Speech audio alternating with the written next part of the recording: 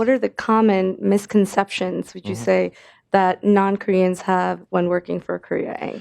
Well, the first thing I think that many of them, as I mentioned before, they've already worked for an international company. So let's say they work for a Japanese brand, and they think, well, I got this international experience, this experience with the Japanese. I can just bring that over, and I'm not going to have to really adapt much. That would be the first challenge. And of course, as in the Korea society, is a wonderful vehicle, and it's a wonderful resource for people trying to learn more about what is different about Korea than other Asian cultures. That would be the first misconception. The second time is many times they come in and they think they're going to go and, well, I'll sort of listen to this Korean, the Korean team for a while, but I'm really going to come and do my own thing.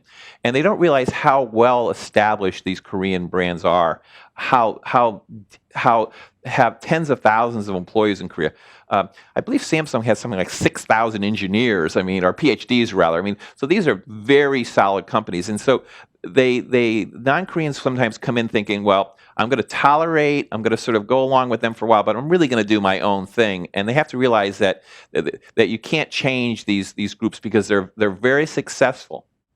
So Americans tend to stereotype Koreans working in a Korean company of not being maybe flexible or stubborn, or they don't understand how we do things here.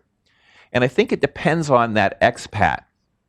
Some of them are very flexible. They come here as a learning opportunity. The misconception on many Americans is that we stereotype somebody coming over here from Samsung or from Hyundai or from Kia as being, this is the way they are. And my experience is that they vary just like all of us do here in the room. We all have different backgrounds, we have different experience. And so for the Americans, I think it is that we have to be more open and realize that everyone that comes over here is going to be a little different with different backgrounds. And for many of them, it's going to take them several years to sort of figure out how we do things here.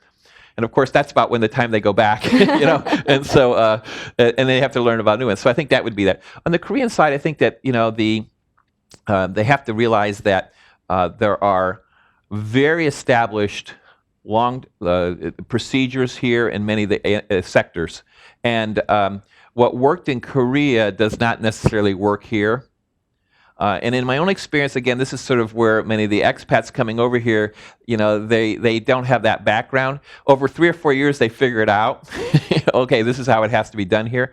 And so I think that would be on the Korean side. The misconception is that hey, there's every sector, every industry, even every state here can vary so much that you can't bring just because it worked in Korea, it may not work here, and it may not even work it might work in LA, and it may not work in New York. And so I think that type of localization is very important for them.